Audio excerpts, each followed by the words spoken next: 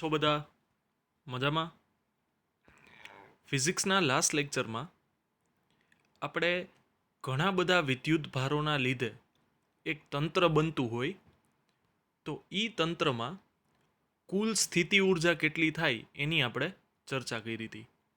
જેમાં આપણે કહેતા હતા કે સૌથી પહેલાં એક વિદ્યુત ભારને લઈ આવીએ ત્યારે કોઈ પણ પ્રકારનું વિરોધી બળ ન લાગે, એટલે કોઈ પણ પ્રકારનું કાર્ય કર્યા વગર પહેલો વિદ્યુત ભાર છે એ અવકાશમાં કોઈ સ્થાને તમે લઈ આવી શકો અનંત અંતરેથી, કોઈ પણ પ્રકારનું કાર્ય કર્યા વગર. તો ત્યારે આપણે એમ કહેતા હતા કે પહેલા વિદ્યુત ભારમાં એટલે કાર્ય નહીં કરવું પડે કે કોઈ પણ પ્રકારનું બાહ્ય બળ લાગતું નથી. પણ ધારો કે અવકાશમાં કોઈ ક્ષેત્રની વાત કરીએ, કોઈ એરિયાની કે જ્યાં પહેલેથી એક વિદ્યુત ક્ષેત્ર અસર કરે જ છે, પહેલેથી એક વિદ્યુત ક્ષેત્ર અવકાશમાં કોઈ સ્થાને હાજર છે, અને આ જે વિદ્યુત ક્ષેત્રવાળો ભાગ છે ને એમાં આપણે વિદ્યુત ભાર લઈ આવવો છે, તો એવા કિસ્સામાં કાર્ય કરવું પડશે કે નહીં કરવું પડે? તો કે એવા કિસ્સામાં આપણે કાર્ય કરવું પડે. તો એનો મતલબ જો એકલો વિદ્યુત ભાર આપણે લઈ આવીએ ને અનંત અંતરેથી કોઈ બિંદુએ, તો પણ એમાં કંઈક કાર્ય આપણે કરવું પડે, અને કંઈક કાર્ય કરીએ એનો મતલબ આપણે વિદ્યુત ભારમાં સ્થિતિ ઉર્જા હશે.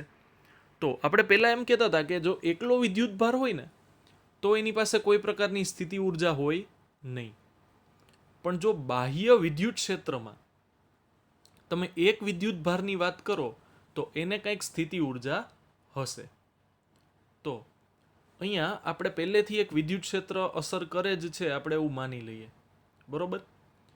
હવે આપણે વાત કરીએ છીએ કે અહીંયા તમે એક વિદ્યુત ભારને અનંત અંતરેથી અવકાશમાં રહેલા કોઈ પી બિંદુએ લઈ આવો છો, બરોબર. તો એના માટે કરવું પડતું કાર્ય આપણી પાસે તો કે અંતિમ સ્થિતિ માઇનસ પ્રારંભિક સ્થિતિ, એનો વિદ્યુત સ્થિતિમાનનો તફાવત. હવે પ્રારંભિક કઈ છે તો કે અનંત અંતરે છે, ત્યાંથી તમે કોઈ પી બિંદુએ લઈ આવો છો અવકાશમાં જ્યાં ઓલરેડી વિદ્યુત ક્ષેત્ર લાગુ પડેલ છે. તો કરવું પડતું કાર્ય ડબલ્યુ એટલે કે સ્થિતિ ઉર્જાનો ફેરફાર ના છેદમાં લઈ આવવો પડતો વિદ્યુત ભાર એટલે કે ક્યુ થશે. તો કેટલું કાર્ય કરવું પડશે તો કે ક્યુ ગુણાકારમાં વીપી માઇનસ વી અનંત, કારણ કે અનંત અંતરેથી લઈ આવો છો પી બિંદુ સુધી. હવે આપણે જાણીએ છીએ એમ કે અનંત અંતરે રહેલા કોઈ બિંદુએ વિદ્યુત સ્થિતિમાન 0 થશે. જો આપણે વાત કરીએ તો કોઈ એક વિદ્યુત ક્ષેત્ર છે, ધારો કે એક સમાન વિદ્યુત ક્ષેત્ર ઈ હું વિચારું છું, બરોબર. તો આ સમાન વિદ્યુત ક્ષેત્ર ઈ છે એ અવકાશમાં પ્રવર્તમાન છે. હવે હું કોઈ એક વિદ્યુત ભારને આમ અનંત અંતરેથી, ધારો કે આ અનંત અંતર છે, બરોબર, ત્યાંથી વિદ્યુત ભારને ધીરે ધીરે હું અહીંયા વિદ્યુત ક્ષેત્રની અંદર કોઈ પી બિંદુએ લઈ આવું છું. તો એનો મતલબ ધારો કે આ ધન વિદ્યુત ભાર હોય તો શું થશે, આ તરફ ધન વિદ્યુત ભારને બળ લાગશે, કારણ કે વિદ્યુત ક્ષેત્રની દિશા આ છે, એનો મતલબ કે અહીંયા ધન વિદ્યુત ભાર છે અને અહીંયા ઋણ વિદ્યુત ભાર છે. તો અહીંયા આપણે ધીરે ધીરે બાહ્ય બળ લગાડીને આપણે શું કરવું પડશે, એક બાહ્ય બળ, આ ગ્રીન જે મેં માર્કરથી કર્યું છે એ બાહ્ય બળ છે. વિદ્યુતીય બળ છે એ તો દૂર જશે ને, કારણ કે વિદ્યુત ક્ષેત્રની દિશામાં ધન વિદ્યુત ભારને બળ લાગશે. તો આ જે બાહ્ય બળ છે એફ, એ લગાડીને ધીરે ધીરે હું વિદ્યુત ક્ષેત્રની વિરુદ્ધ દિશામાં ધન વિદ્યુત ભારને ગતિ કરાવી અને પી બિંદુએ લઈ આવીશ. તો કંઈક કાર્ય તો કરવું જ પડશે, બરોબર, વિદ્યુત ક્ષેત્રની વિરુદ્ધ દિશામાં. તો ઈ થશે Q into VP minus V infinity. હવે વી ઇન્ફિનિટી અનંત અંતરે આવેલા બિંદુએ વિદ્યુત સ્થિતિમાન તો 0 લઈએ જ છીએ આપણે, તો ઈ થઈ જશે 0. તો તમને કરવું પડતું કાર્ય કેટલું મળશે તો કે ક્યુ ઇન્ટુ વીપી, જ્યાં વીપી શું છે તો કે બાહ્ય વિદ્યુત ક્ષેત્રના લીધે પી બિંદુએ મળતું સ્થિત વિદ્યુત સ્થિતિમાન. જે બાહ્ય વિદ્યુત ક્ષેત્ર છે એના લીધે તમને કંઈક પી બિંદુએ વિદ્યુત સ્થિતિમાન તો મળશે, બરોબર. તો એનું મૂલ્ય આપણે વીપી અથવા તો વી લખીએ. હવે અનંત અંતરેથી તમારે વિદ્યુત ભારને લઈ આવવા માટે જેટલું કાર્ય કરવું પડે એ બધું કાર્ય સ્થિતિ ઉર્જા સ્વરૂપે સંગ્રહ પામશે વિદ્યુત ભારમાં. એટલે અહીંયા એકલ વિદ્યુત ભાર, સિંગલ એક વિદ્યુત ભાર છે તો એની પણ સ્થિતિ ઉર્જા હશે. ક્યારે? તો કે જ્યારે તમે એને બાહ્ય વિદ્યુત ક્ષેત્રમાં કોઈ બિંદુએ લઈ આવો છો ત્યારે, બરોબર. જો વિદ્યુત ક્ષેત્ર ગેરહાજર હોય તો એક વિદ્યુત ભારને લઈ આવવા માટે કોઈ કાર્ય કરવું પડે નહીં, તો એની સ્થિતિ ઉર્જા 0.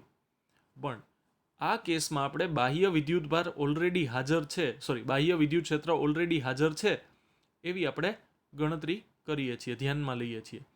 પણ હવે જો તમે આ પરીક્ષણ વિદ્યુત ભાર છે એ એટલો નાનો રાખો છો કે જે બાહ્ય વિદ્યુત ક્ષેત્ર છે ને એમાં કોઈ ખલેલ પડતી નથી. જે વિદ્યુત ભાર તમે લઈ આવો છો એ વિદ્યુત ભારનું મૂલ્ય તમે એટલું નાનું રાખ્યું છે કે એનાથી બાહ્ય વિદ્યુત ક્ષેત્ર ને કોઈ ફેર પડતો નથી. એટલે કે એમાં કોઈ વિક્ષોભ ઉત્પન્ન થતો નથી. નવો ખતરનાક બ્રાન્ડ ન્યૂ વર્ડ આવ્યો છે, વિક્ષોભ. તો કોઈ વિક્ષોભ ઉત્પન્ન થતો નથી, બરોબર. તો અહીંયા મેં એ જ વસ્તુ લખ્યું છે કે જે વિદ્યુત ભારની સ્થિતિ ઉર્જા ગણવી છે તેના લીધે આ બાહ્ય વિદ્યુત ક્ષેત્રને કોઈ ફેર પડતો નથી અથવા તો કોઈ વિક્ષોભ ઉત્પન્ન થતો નથી, બરોબર. તો આ તમને સ્થિતિ ઉર્જાનું સૂત્ર મળ્યું Q ઇન્ટુ V, જ્યારે બાહ્ય વિદ્યુત ક્ષેત્ર હાજર હોય તો આના ઉપરથી આપણને ઉર્જાનો પ્રચલિત એકમ શું ખબર છે? તો કે જૂલ, બરોબર. CGS એકમ શું ખબર છે? તો કે અર્ગ. અહીંયા તમને એક નવો એકમ મળશે ઉર્જાનો, જે છે ઇલેક્ટ્રોન વોલ્ટ. હવે આ ઇલેક્ટ્રોન વોલ્ટ, નવા એકમનું નામ ઇલેક્ટ્રોન વોલ્ટ કેમ પડ્યું એની આપણે વાત કરીએ. તો ધારો કે આપણે જેટલો વિદ્યુત ભાર, એટલે શું?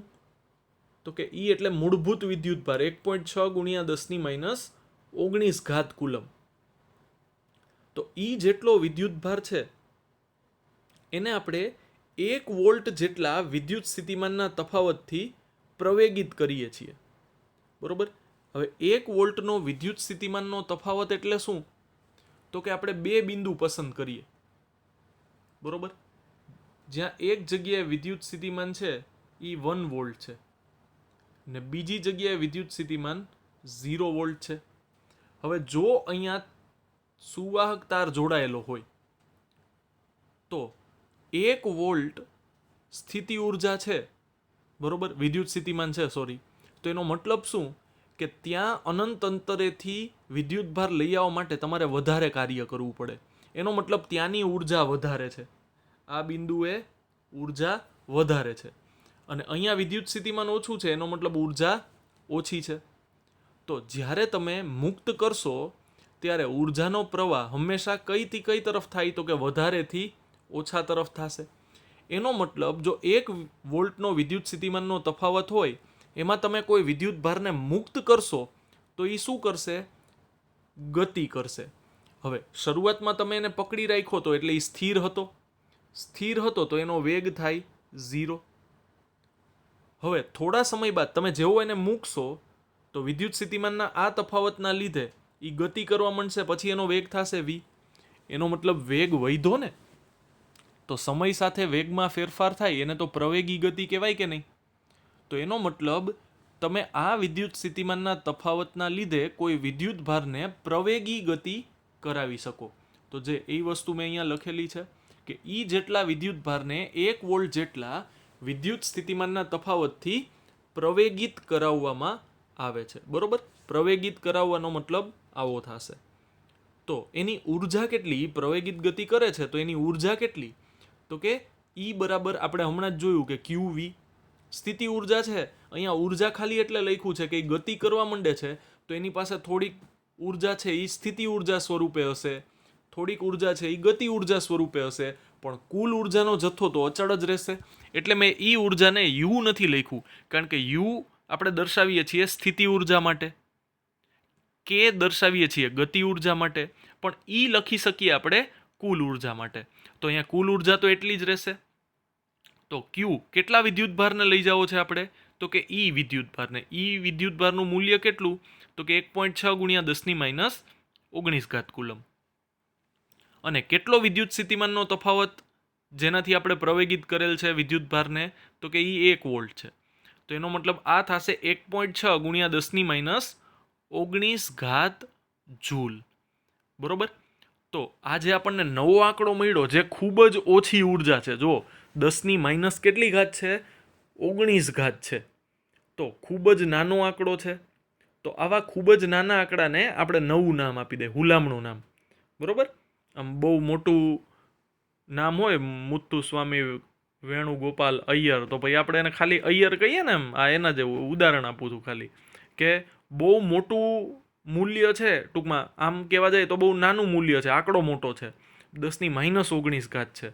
તો એને આપણે દર વખતે 1.6 ગુણ્યા 10⁻19 જૂલ આવું આટલું મોટું બોલવા કરતાં આપણે એને સરળ ભાષામાં કહી દઈએ કે એને આપણે કહેશું 1 ઇલેક્ટ્રોન વોલ્ટ. નવું નામ આપણે પાડ્યું છે એનું.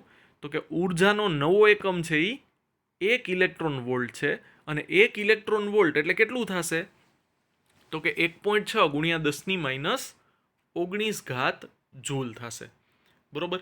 હવે આપણે કીધું એમ જ કે આ 1 ઇલેક્ટ્રોન વોલ્ટ આંકડો છે એ તો બહુ નાનો છે, તો આમાં મોટા આંકડા પણ હોઈ શકે. બરોબર. તો ધારો કે તમને 1 કિલો ઇલેક્ટ્રોન વોલ્ટ કહે. હવે કિલો એટલે 10⁻³ થશે, અને ઇલેક્ટ્રોન વોલ્ટ એટલે જૂલમાં ફેરવીએ તો 1.6 ગુણ્યા 10⁻19.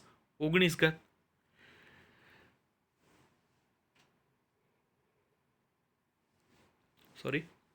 તો આપણે જૂલમાં ફેરવા 1 કિલો ઇલેક્ટ્રોન વોલ્ટને, તો 1 ઇલેક્ટ્રોન વોલ્ટ એટલે 1.6 ગુણ્યા 10⁻19 થશે, અને કિલો એટલે 10⁻³ તો -19 + 3 એટલે -16 થશે. તો 1 કિલો ઇલેક્ટ્રોન વોલ્ટની જગ્યાએ તમારે 1.6 ગુણ્યા 10⁻16 જૂલ લખવા હોય તો પણ લખી શકાય. આ તો આપણે આપેલા છે એટલે સંબંધ જોઈએ છીએ, બાકી આપણે યાદ તો 1 ઇલેક્ટ્રોન વોલ્ટ માટે જ રાખવાનું છે. પછી કિલો હોય, મેગા હોય, ગીગા હોય, ટેરા હોય, એ આપણે આગળ ખાલી 10⁻³ ગુણાકારમાં મૂકી દેશું. બાકી આપણે વિચારવાનું તો 1 ઇલેક્ટ્રોન વોલ્ટ માટે જે થશે 1.6 ગુણ્યા 10⁻19 જૂલ. તો જો આપણને મેગા ઇલેક્ટ્રોન વોલ્ટ કે અથવા મિલિયન ઇલેક્ટ્રોન વોલ્ટ કહે તો એ 10�6 થશે. હવે 1.6 ગુણ્યા 10⁻19 6 ઉમેરાય તો 10⁻13 થશે. હવે ગીગા એટલે 10⁻+9, તો -19 + 9 એટલે -10 થશે. અને ટેરા એટલે 10⁻12, હવે -19 + 12 એટલે -7 થશે.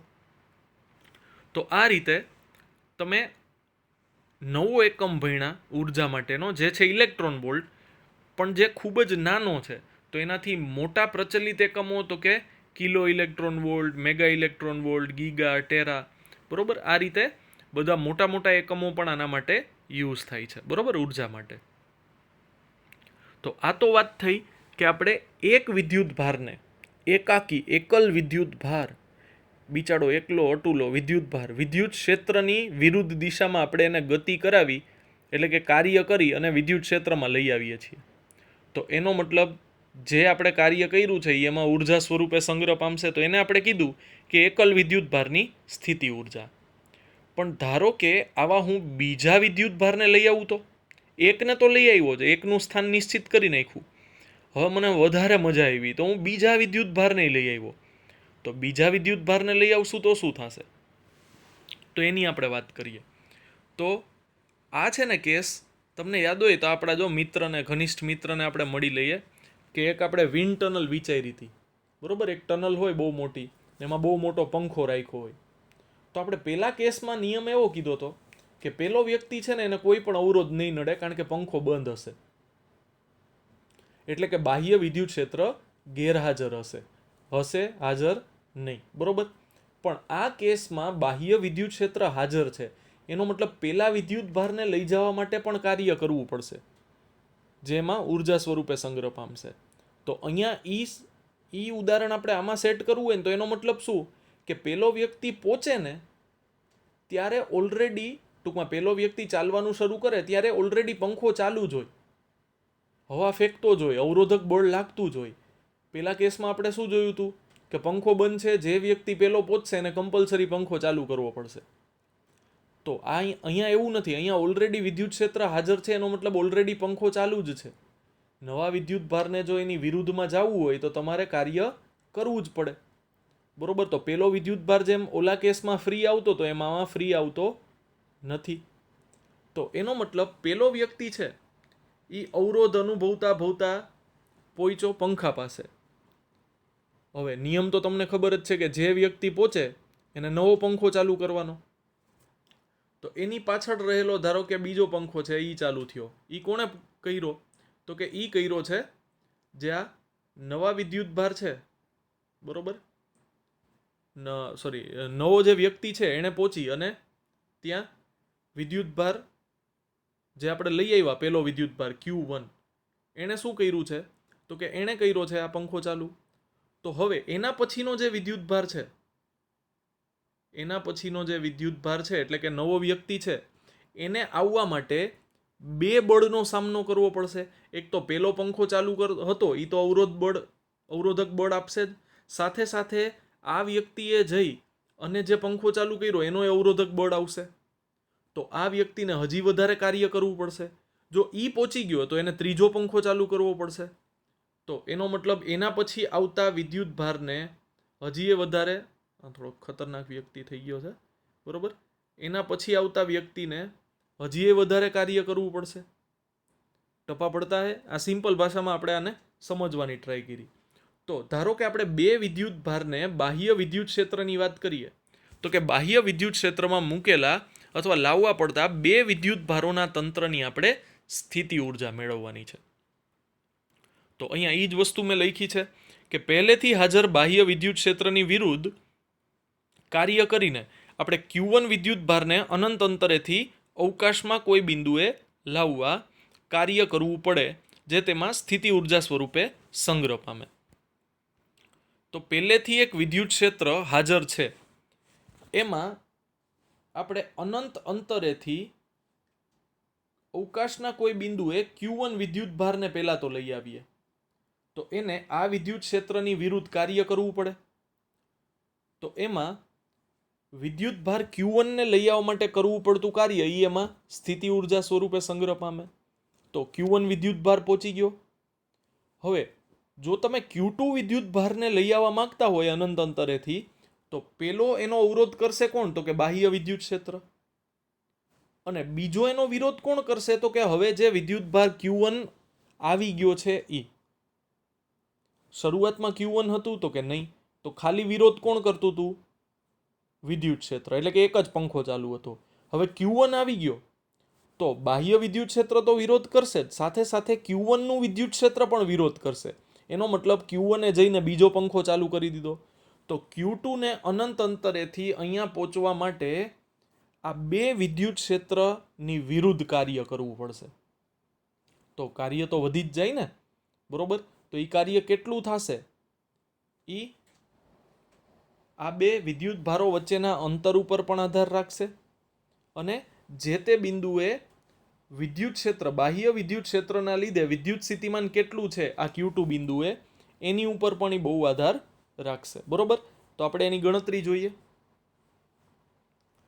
તો અહીંયા આપણને શું કીધું છે કે Q2 વિદ્યુત ભારને અવકાશમાં કોઈ બિંદુએ, આપણે વાત કરતા હતા પહેલા કે બાહ્ય વિદ્યુત ક્ષેત્રની વિરુદ્ધ જો તમારે Q1 વિદ્યુત ભારને લઈ આવવું હોય તો કેટલું કાર્ય કરવું પડે જે એમાં ઉર્જા સ્વરૂપે સંગ્રહ પામે? તો કે કાર્ય કરવું પડે W1, જેની સ્થિતિ ઉર્જા થશે U1, બે સરખી જ હોય. તો કયા વિદ્યુત ભારને લઈ આવવો છે? તો કે Q1 વિદ્યુત ભારને. કયા બિંદુએ લઈ આવવો છે? તો કે R1 બિંદુએ, કે જેનું સ્થાન સદિશ R1 હોય. જો અહીંયા આ વસ્તુ દર્શાવી હોય તો અહીંયા તમે કાર્ટેશિયન યામ પદ્ધતિ વિચારી લ્યો અને અહીંયા આનું સ્થાન સદિશ થશે R1 અને આ જે બીજો છે વિદ્યુત ભાર એનું સ્થાન છે એને આપણે R2 કહીએ. તો આ R12 થશે, બરોબર. અને આ બે સ્થાન સદિશ થઈ ગયા આપણા. ક્લિયર? તો આ જે બાહ્ય વિદ્યુત ક્ષેત્ર છે એના લીધે આ R1 સ્થાન સદિશ ધરાવતા બિંદુએ વિદ્યુત સ્થિતિમાન કેટલું હશે એ પણ જાણવું પડે આપણે. તો તો એને આપણે નામ આપીએ VR1 અને આ બિંદુએ કેટલું વિદ્યુત સ્થિતિમાન હશે બાહ્ય વિદ્યુત ક્ષેત્રના લીધે તો એને આપણે નામ આપીએ VR2 બરોબર આ બેયનો ઉપયોગ આપણે કરશું તો પહેલી વાત કરીએ આપણે તો Q1 વિદ્યુત ભારને જે તે બિંદુએ લઈ આવવા માટે કરવું પડતું કાર્ય એ કેટલું થશે તો કે Q1 અને R1 સ્થાન સદિશ ધરાવતા બિંદુએ લઈ આવવું છે તો ત્યાંનું વિદ્યુત સ્થિતિમાન કોના લીધે તો કે બાહ્ય વિદ્યુત ક્ષેત્રના લીધે તો એને આપણે VR1 કહીએ જો અહીંયા બાજુમાં મેં લખ્યું પણ છે કે જ્યાં VR1 શું છે તો કે બાહ્ય વિદ્યુત ક્ષેત્રના લીધે R1 સ્થાન પર ઉત્પન્ન થતું વિદ્યુત સ્થિતિમાન તો આ તો કાર્ય થઈ ગયું પેલા વિદ્યુત ભારને લઈ આવવા માટે હવે જો તમારે બીજા વિદ્યુત ભારને લઈ આવવો હોય તો તમારે બે ક્ષેત્રના વિરુદ્ધ કાર્ય કરવું પડશે એક બાહ્ય વિદ્યુત ક્ષેત્ર અને બીજું Q1 ના લીધે ઉદ્ભવતું વિદ્યુત ક્ષેત્ર કારણ કે Q1 પહેલા હાજર નહોતો પણ હવે તમે એને લઈ આવ્યા છો તો હવે એ પણ વિરોધ કરશે નવા વિદ્યુત ભારનો બે પંખા ચાલુ થઈ ગયા છે હવે તો નવો વિદ્યુત ભાર કોણ છે તો કે Q2 છે બરોબર નવો વિદ્યુત ભાર કોણ છે તો કે Q2 છે એને તમે ક્યાં લઈ આવો છો તો કે જેનું સ્થાન છે એ VR2 હોય સોરી જેનું સ્થાન R2 હોય એવા બિંદુએ વિદ્યુત સ્થિતિમાન એટલે કે VR2 થશે બરોબર તો આ વાત શું થઈ તો કે બાહ્ય વિદ્યુત ક્ષેત્રને વિરુદ્ધ કાર્ય હજી આપણે Q1 ના લીધે ઉત્પન્ન થતા વિદ્યુત ક્ષેત્રને વિરુદ્ધ પણ કાર્ય કરવું પડશે તો આ પહેલાને આપણે કહીએ U2A અને બીજાને કહીએ U2B બરોબર જે Q2 ના લીધે ઉત્પન્ન થતા વિદ્યુત ક્ષેત્રને વિરુદ્ધ કાર્ય કરવું પડશે તો એને આપણે લખીએ Q2 V12 હવે આ V12 શું છે તો કે V12 છે Q1 વિદ્યુત ભારના લીધે જે R2 સ્થાન સદિશ છે ત્યાં આગળનું વિદ્યુત સ્થિતિમાન છે બરોબર તો Q2 એમને એમ રાખીએ V12 નું મૂલ્ય થશે KQ1/R12 કારણ કે કોના લીધે ઉત્પન્ન થશે વિદ્યુત સ્થિતિમાન તો કે 1 વિદ્યુત ભારના લીધે કયા બિંદુએ વિદ્યુત સ્થિતિમાન ઉત્પન્ન થાય છે તો કે 2 બિંદુએ બે વચ્ચેનું અંતર કેટલું તો કે R12 તો એ જ વસ્તુ બધી મેં અહીંયા લખી છે કે કોના લીધે ઉત્પન્ન થાય છે તો કે Q1 ના લીધે અંતર કેટલું છે તો કે R12 તો તમને U2B મળશે Q1 Q2 ના છેદમાં K ની જગ્યાએ તમે લખી નાખો છો 4πε0 તો એ થશે Q1 Q2 ના છેદમાં 4πε0 અને બે વચ્ચેનું અંતર એટલે કે R12 તો બીજા વિદ્યુત ભારને લઈ આવવા માટે કરવું પડતું કુલ કાર્ય કેટલું તો કે બે કાર્યનો સરવાળો પેલું કાર્ય કરવું પડશે બાહ્ય વિદ્યુત ક્ષેત્રની વિરુદ્ધ અને બીજું કાર્ય કરવું પડશે જે Q1 વિદ્યુત ભારને પહેલા લઈ આવ્યા હતા એના વિદ્યુત ક્ષેત્રની વિરુદ્ધ બરોબર તો આ બે જે કાર્ય કર્યા એ સંગ્રહ તો પામશે સ્થિતિ ઉર્જા સ્વરૂપે તો બેયનો સરવાળો કરી નાખીએ તો પહેલા તમને U2A મળ્યું Q1 VR2 અને U2B મળ્યું Q1 Q2 ના છેદમાં 4πε0 R12 તો આ વાત થઈ બીજા વિદ્યુત ભારને Q2 ને લઈ આવવા માટે કરવું પડતું કાર્ય અને પહેલા જ આપણે Q1 ને લઈ આવવા માટે કેટલું કાર્ય કરવું પડે એની પણ ચર્ચા કરી તો એનો મતલબ કે તમારે કુલ કાર્ય કેટલું કરવું પડશે જે સ્થિતિ ઉર્જા સ્વરૂપે સંગ્રહ પામશે તો કે એ થશે બેયનો સરવાળો Q1 ને લઈ આવવા માટે કરવું પડતું કુલ કાર્ય અને Q2 ને લઈ આવવા માટે કરવું પડતું કુલ કાર્ય જે સ્થિતિ ઉર્જા સ્વરૂપે સંગ્રહ પામશે તો બેયનો સરવાળો કરી નાખીએ U1 પ્લસ U2 તો U1 તમને મળ્યું હતું Q1 VR1 અને U2 બે ભાગનું બનેલું હતું Q2 VR2 અને Q1 Q2 ના છેદમાં 4πε0 R12 તો આ થઈ જશે આપણો જવાબ જે Q1 અને Q2 વિદ્યુત ભારને બાહ્ય વિદ્યુત ક્ષેત્રની વિરુદ્ધ આપણે કાર્ય કરી અને લઈ આવવાનું છે એના માટે કરવું પડતું આ કુલ કાર્ય છે અને આ જ કુલ કાર્ય છે એ સ્થિતિ ઉર્જા સ્વરૂપે સંગ્રહ પામે છે તો એનો મતલબ કે આપણને બે વિદ્યુત ભારોને જો બાહ્ય વિદ્યુત ક્ષેત્રમાં મૂકશો તો કુલ કેટલું કાર્ય કરવું પડશે અથવા તંત્રની કુલ સ્થિતિ ઉર્જા કેટલી છે એનો ખ્યાલ તમને આ રીતે ડાયરેક્ટ મળી જશે બરોબર તો આ વાત થઈ બે વિદ્યુત ભારોની આવા જ 3 વિદ્યુતભાર હોય તો શું થાય? તો કે હજીએ વધારે કાર્ય કરવું પડે. કારણ કે Q1 નો વિરોધ કોણ કરતું હતું? તો કે ખાલી વિદ્યુત ક્ષેત્ર. હવે Q2 નો વિરોધ કોણ કરશે? તો કે બાહ્ય વિદ્યુત ક્ષેત્ર તો કરશે જ, સાથે સાથે Q1 પણ કરશે. હવે જો એવો જ કોઈ તમે વિદ્યુતભાર Q3 લઈ આવો તો Q3 નો વિરોધ ત્રણેય કરશે. બાહ્ય વિદ્યુત ક્ષેત્ર તો કરશે જ, Q1 અને Q2 નું વિદ્યુત ક્ષેત્ર પણ કરશે. ટપા પડતા હે? તો ઈ પદ છે ઈ આમાં ઉમેરાતા જશે. તો આપણે જે આજે કોન્સેપ્ટની વાત કરી, આપણે એની ઉપર એક આધારિત ઉદાહરણ સોલ્વ કરીએ એટલે વધારે આમ આહલાદક આનંદ આવી જશે. બરોબર? તો ઉદાહરણની રકમ કંઈક આવી છે. ઓ ભાઈ,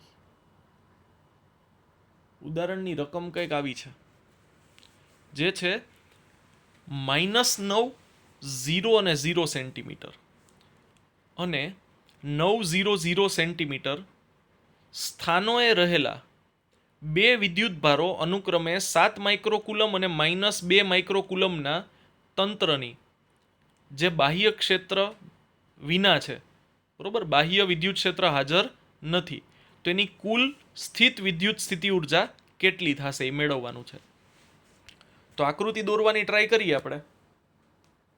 તો આ કાર્ટેઝિયન યામ પદ્ધતિ છે. થોડીક આમ સરસ લાઈન દોરાય ને એટલે આ લાઈન પસંદ કરું છું. બરોબર? હવે આ થઈ ગયું છે ઉગમ બિંદુ. આ છે ધન x. તો અહીંયા કોઈક એક બિંદુ હશે જેના યામ છે 900 અને આ ઉગમ બિંદુ છે તો આ તરફ છે -900. બરોબર? તો આ રીતે તમે બે વિદ્યુતભારો રાખેલા છે. હવે ઈ બે વિદ્યુતભારોમાં -9 ઉપર કોણ છે? તો કે પેલું આવે ઈ, એટલે કે 7 માઇક્રોકુલમ. અને બીજું કોણ આવે છે? તો કે +9. એની ઉપર કેટલો વિદ્યુતભાર છે? તો કે -2 માઇક્રોકુલમ. હવે આની તમારે કુલ સ્થિતિ ઉર્જા મેળવવાની છે. તો જે તો આપણે જોયું કે Q1 Q2 ના છેદમાં R12. હવે R12 એટલે બે વિદ્યુતભારો વચ્ચેનું અંતર. વિદ્યુતભાર તો આપેલા છે Q1 Q2, મૂલ્ય આપેલા જ છે, ખાલી બે વચ્ચેનું અંતર મેળવવાનું છે. તો હવે -9 થી તમે 0 સુધી ચાલશો તો આ અંતર કેટલું થાય? 9. અને 0 થી +9 બાજુ ચાલશો તો પણ કેટલું અંતર થશે? તો કે 9. તો ટોટલ કેટલું થશે? તો કે બેયનો સરવાળો 9 + 9 18. તો તમને કે Q1 Q2 ના છેદમાં R12 માં કેનું મૂલ્ય ખબર છે? કુલમ અચળાંક 9 × 10⁹. પેલો વિદ્યુતભાર આપેલો છે 7 માઇક્રોકુલમ, બીજો વિદ્યુતભાર આપેલો છે -2 માઇક્રોકુલમ. તો સંજ્ઞા સાથે આપણે એને મૂકી દેશું અને બે વચ્ચેનું અંતર કેટલું થશે? જો અહીંયા આપણે એમ નહીં કરીએ -9 + 0 અથવા -9 + 9 = 0, આવું કંઈ નહીં કરીએ, કારણ કે આપણે તો કુલ બે વિદ્યુતભારો વચ્ચેનું અંતર મેળવવાનું છે. એમાં આપણે પ્લસ માઇનસ ધ્યાનમાં લેવાનું નથી. તો ટોટલ અંતર કેટલું થશે? તો કે 18. તો R12 ની જગ્યાએ તમે 18 પણ લખી શકો. તો આનું સોલ્યુશન થશે એ જોઈ લઈએ આપણે. જેમ મેં તમને કીધું એમ કે Q1 Q2 ના છેદમાં બે વચ્ચેનું અંતર 9 + 9 18, પણ સેન્ટીમીટરમાં છે એટલે 10⁻2 લખવી પડશે સાથે. એક વિદ્યુતભાર, પેલા K નું મૂલ્ય લખીએ તો 9 × 10⁹. પેલો વિદ્યુતભાર છે 7 માઇક્રોકુલમ પ્લસ, એટલે 7 × 10⁻6 માઇક્રો કીધું છે ને. અને છેલ્લો વિદ્યુતભાર છે -2 માઇક્રોકુલમ, એટલે -2 × 10⁻6 કુલમ. હવે 10 ની જ વાત કરીએ તો -6 - 6 એટલે થઈ જશે -12. અને -2 અંશમાં જશે તો +2 થશે, એટલે 9 ને 2 11. તો 11 - 12 એટલે 10⁻1 વધશે. અને આગળ વાત કરીએ તો સાબિતી સાદુરૂપ આપીએ તો એ આપણને -7 જવાબ મળશે. તો કુલ જવાબ તમને મળશે -7 × 10⁻1 જૂલ, એટલે કે -0.7 જૂલ, જે છે સ્થિત વિદ્યુતીય સ્થિતિ ઉર્જા. હવે આ ખાલી પહેલો ભાગ થયો આ પ્રશ્નનો. હવે બીજો ભાગ આવું કંઈક કહે છે કે જો આ બે વિદ્યુત ભારોને એકબીજાથી અનંત અંતર સુધી જુદા પાડવા હોય તો કેટલું કાર્ય કરવું પડે, કેટલું કાર્ય જરૂરી છે. બેને એકબીજાથી અનંત અંતર સુધી જુદા પાડવાના છે.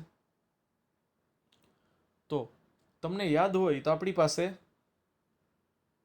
આવું કંઈક સૂત્ર હતું, બરોબર. કરવું પડતું કાર્ય બરાબર સ્થિતિ ઉર્જાનો ફેરફાર. હવે ફેરફારમાં આપણે અંતિમ માઇનસ પ્રારંભિક લઈએ છીએ, તો અહીંયા પણ આપણે એ જ વસ્તુ કરી છે. તો અંતિમ માઇનસ પ્રારંભિક. હવે અંતિમની વાત કરીએ તો શરૂઆતમાં એ બે ભેગા હતા ત્યારે વિદ્યુત સ્થિતિમાન કેટલું હતું, તો કે -0.7, જે હમણાં જ આપણે મેળવું, બરોબર. પણ એનો અંત સ્થાન શું છે, તો કે બે એકબીજાથી અનંત અંતરે છે. હવે જો અનંત અંતરે હોય તો ત્યાં સ્થિતિ ઉર્જા 0 જ થશે,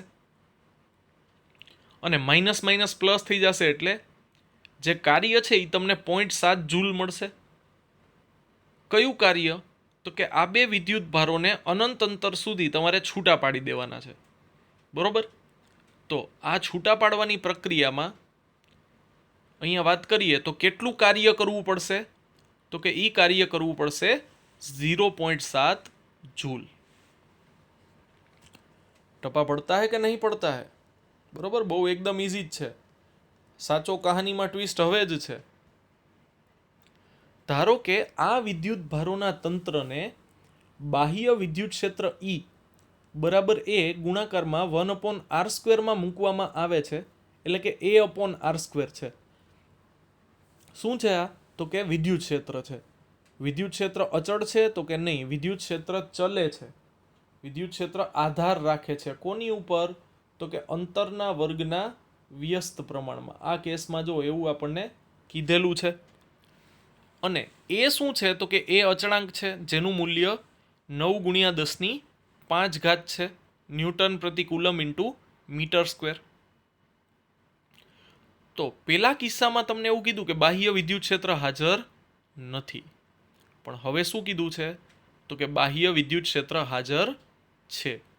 અને જો આપણે આ બે વિદ્યુત ભારો એટલે 7 માઇક્રોકુલમ અને -2 માઇક્રોકુલમને જો આપણે અનંત અંતરેથી લઈ આવીએ તો કેટલું કાર્ય કરવું પડે. કારણ કે અલ્ટિમેટલી આપણી પાસે જે વિદ્યુત સ્થિતિમાન છે અથવા વિદ્યુત સ્થિતિય સ્થિતિ ઉર્જાની વાત છે, તો એમાં આપણે આ જ વસ્તુનું પાલન કરીએ છીએ, બરોબર.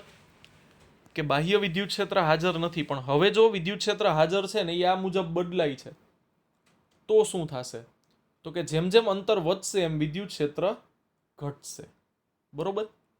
તો આ તંત્રની કુલ વિદ્યુત સ્થિતિય સ્થિતિ ઉર્જા કેટલી થશે એ આપણે ચેક કરી લઈએ.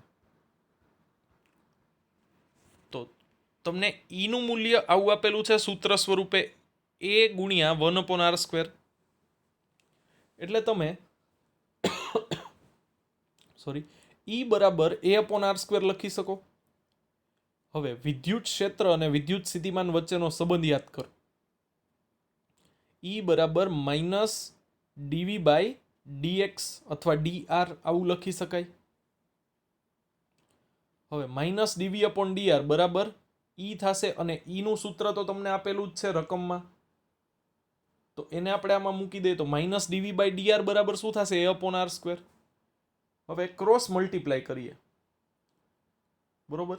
ક્રોસ મલ્ટીપ્લાયની જરૂર નથી, જે વાત કરીએ એમ કે આ ભાગ આપણે છે ને ખાલી કાઢી નાખીએ. ક્રોસ મલ્ટીપ્લાય નથી કરતા, જે આ dr છે ને ખાલી એને જ સામે, કેમ ભાઈ, હા, જે dr છે ને એને જ સામે લઈ જાય છે, તો -dV એમને એમ રહેશે.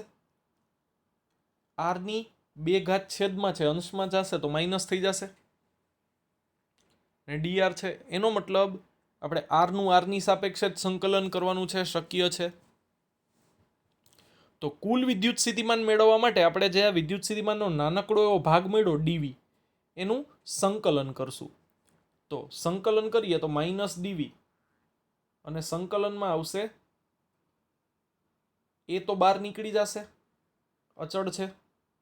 આરની -2નું સંકલન થશે આરની સાપેક્ષે, બરોબર. તો અહીંયા ખાલી ડીવી લખેલું છે, એનો મતલબ કાંઈ નથી, તો 1 છે. અને 1ને તમે વીની 0 ઘાત કહી શકો.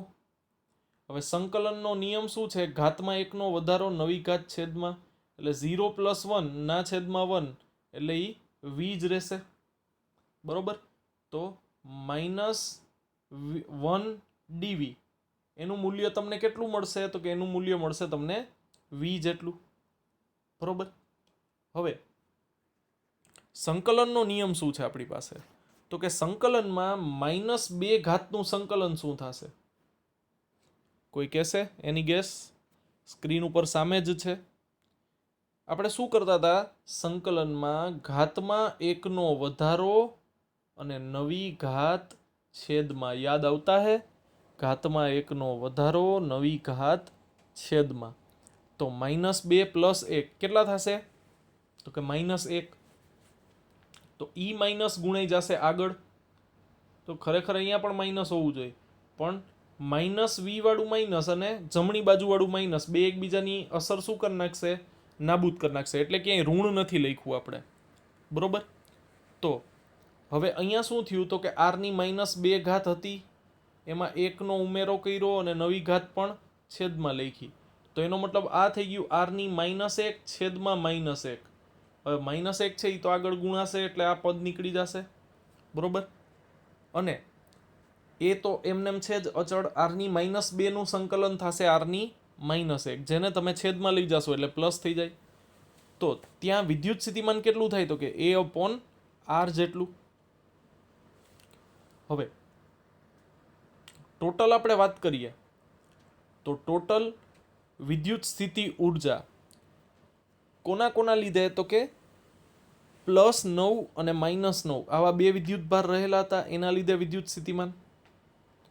તો કે પેલા વિદ્યુત ભાર તો કે Q1 V1 માં થશે. આપણને ખબર પડી કે વિદ્યુત ક્ષેત્ર આધારિત વિદ્યુત ક્ષેત્ર છે એ અંતર આધારિત છે, બરોબર, જે હમણાં જ આપણે સંબંધ જોયો. તો એમાંથી તમે પેલા કેસમાં જ્યાં Q1 વિદ્યુત ભારને લઈ આવવાનો છે એનો સ્થાન સદિશ, એનું અંતર R1 કહીએ. જ્યાં Q2 ને લઈ આવવાનો છે ત્યાં R2 કહીએ. અને ઓલરેડી આપણે સ્થિતિમાન તો મેળવી જ લીધું છે તંત્ર માટે, બરોબર, જે -0.7 જૂલ મળ્યું. તો એને આમાં ઉમેરી દઈએ તો કે કુલ સ્થિતિ ઉર્જા કેટલી?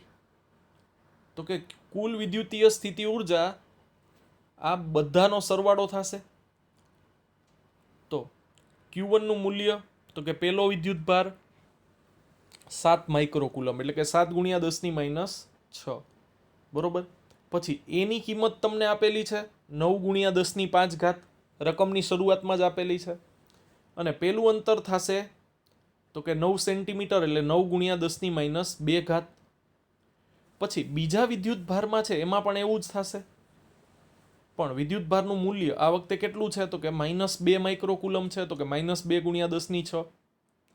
એની કિંમત એટલી ને એટલી જ 9 × 10⁵ ના છેદમાં અંતર તો કે ઉગમ બિંદુથી એનું અંતર પણ 9 સેન્ટીમીટર જ થશે, બરોબર. યાદ છે ને? ઉગમ બિંદુથી ક્યાં ગયું? આકૃતિ આપણે પેલા દોરી હતી, બરોબર, પાછી દોર નાખીએ, વાંધો નહીં. આ ઉગમ બિંદુ છે, ત્યાંથી એક બાજુ છે +9, જ્યાં છે 2 માઇક્રોકુલમ. કેવા? તો કે માઇનસ. અને આ તરફ છે -9 સેન્ટીમીટર વાળી જગ્યા, બરોબર, જ્યાં છે +7 માઇક્રોકુલમ, બરોબર. તો આ રીતની આપણે વાત કરીએ તો ટોટલ તમને વિદ્યુત સ્થિતિમાન છે એ આ રીતે મળશે. અને સાદુરૂપ આપશો. હવે મેથ્સ જ છે, બીજું કાંઈ જ નથી, એકદમ સિમ્પલ મેથ્સ જ છે હવે, બરોબર. 10ની ઘાત કેન્સલ થાય, શક્ય હોય એટલી કરી નાખવાની. પછી છેલ્લે સરવાળો બાદબાકી કરવાનો. તો જો તમે એવું કરશો તો તમને જવાબ મળશે 49.3 જૂલ. એનો મતલબ આવી રીતે વિદ્યુત ભારની ગોઠવણી કરવા માટે કેટલી ઉર્જાની જરૂર પડશે? તો કે 49.3 જૂલ. એટલે કે આટલું કાર્ય કરવું પડશે એ શું કરશે તો કે વિદ્યુત ભારમાં સ્થિતિ ઉર્જા સ્વરૂપે સંગ્રહ પામશે. બરોબર ને? તો આ તમને મળી આખા તંત્રની કુલ સ્થિતિ ઉર્જા. બરોબર? આ વસ્તુ ખાસ ધ્યાન રાખજો. હજી એક વખત હું તમને સમજાવી દઉં છું. આપણી પાસે જો અમે લખેલું છે એ વસ્તુથી સમજીએ. આપણી પાસે વિદ્યુત ક્ષેત્ર અને વિદ્યુત સ્થિતિમાન વચ્ચેનો સંબંધ છે E બરાબર માઇનસ dV/dr, જેમાંથી dr સામે મોકલીએ તો એ થશે માઇનસ dV બરાબર વિદ્યુત ક્ષેત્ર, જેનું સૂત્ર તમને આપેલું છે A/r². તો એ મૂકી દઈએ અહીંયા. હવે સંકલન કરીએ. તો સંકલન કરશું તો મેં તમને કીધું એમ કે r ની +2 છેદમાં છે, અંશમાં આવશે તો -2 થશે. એમાં 1નો વધારો તો કે -2 + 1 એટલે -1 જ રહીએ, છેદમાં પણ -1 આવશે. તો માઇનસ માઇનસ કેન્સલ થઈ જશે. તો તમને વિદ્યુત સ્થિતિમાન કેટલું મળશે તો કે A/r અથવા તો A/r ની -1. તો એ વિદ્યુત સ્થિતિમાનનો જવાબ આપી દે છે. બરોબર? હવે વિદ્યુત સ્થિતિમાનનો જવાબ મળી ગયો આપણને. તો અહીંયા આપણે શું કરવાનું છે? આખા તંત્રની સ્થિતિ ઉર્જા મેળવવાની છે. તો આખા તંત્રની સ્થિતિ ઉર્જા એ આપણને આ રીતે મળી શકે. તો એમાં આપણે બધી કિંમત મૂકી દઈએ. તો વિદ્યુત સ્થિતિમાન છે એ તો આપણે A/r, એમાં જો પહેલા વિદ્યુત ભારની વાત આવે તો r ની જગ્યાએ r1 આવશે, અને બીજા વિદ્યુત ભારની વાત આવે તો એ r ની જગ્યાએ r2 આવશે. બરોબર? એ તો અચળ જ રહેશે, જેની કિંમત પણ આપણને રકમમાં આપેલી છે. તો આ રીતે આપણે બાહ્ય વિદ્યુત ક્ષેત્રમાં જો એક અથવા એકથી વધારે વિદ્યુત ભારોનું તંત્ર બનાવીએ તો એમાં તમારે કાર્ય કરવું પડશે. બરોબર? અને એ કાર્ય આ તંત્રમાં સ્થિતિ ઉર્જા સ્વરૂપે સંગ્રહ પામેલું જણાશે. બરોબર? તો આજે આપણે વાત કરી કે બાહ્ય વિદ્યુત ક્ષેત્રમાં જ્યારે તમે એક વિદ્યુત ભાર મૂકો, બે વિદ્યુત ભાર મૂકો તો શું અસર થાય છે. તો એના પછીની વાત આવશે કે જો ડાયપોલને મૂકો તો ડાયપોલને મૂકશો તો આમ આહલાદક આનંદ આવી જશે, મજા જ આવ્યા કરશે, નકરી મોજ, એમ એવું થઈ જશે. તો એટલી બધી મોજ આપણે આજના લેક્ચરમાં નહીં લઈ શકીએ, ટાઈમ ઘટશે. બરોબર? તો એ મોજને આપણે પેન્ડિંગ રાખીએ છીએ કે ડાયપોલના લીધે કુલ વિદ્યુત સ્થિતિમાન કેટલું થાય. બરોબર? કે તમે જેટલું કાર્ય કરો આ બે તંત્રને ભેગા કરવા માટે, બે વિદ્યુત ભારોને એક તંત્રને ભેગા કરવા માટે, તો એમાં જે કંઈ પણ કાર્ય કરવું પડશે એ સ્થિતિ ઉર્જા સ્વરૂપે સંગ્રહ પામશે. બરોબર? એટલે ડાયપોલની વાત આપણે નેક્સ્ટ લેક્ચરમાં કરશું. તો તમારે હોમવર્કમાં આજની આ એક થિયરી અને એક ઉદાહરણ કરવાનું છે. બરોબર? એક થિયરીનો મતલબ કે એકલ વિદ્યુત ભાર માટે કરવાનું છે અને બે વિદ્યુત ભાર માટે કરવાનું છે. બરોબર? એટલે આમ તમે જોવા જાવ તો બે થિયરી છે અને આ ઉદાહરણ તમારે કરવાનું છે. બરોબર? તો આજે અહીંયા સુધી રાખીએ. કંઈ પણ ડાઉટ હોય તો તમે મને કોલ મેસેજ કરો. બરોબર? જે સન્ડે ટેસ્ટ છે એની ખાસ તૈયારી કરજો. બરોબર? MCQ ધ્યાનથી વાંચી અને પછી સોલ્વ કરજો. એમને એમ બેઠા બેઠા કે કંઈ પણ ઉતાવળમાં MCQ ટીક ન કરી નાખતા. બરોબર? તો ટેસ્ટની તૈયારી કરતા રહ્યો. આ ચેપ્ટરમાં કંઈ પણ ડાઉટ હોય તો મને ગમે ત્યારે પૂછો. બરોબર? Keep preparing. All the best. Thank you.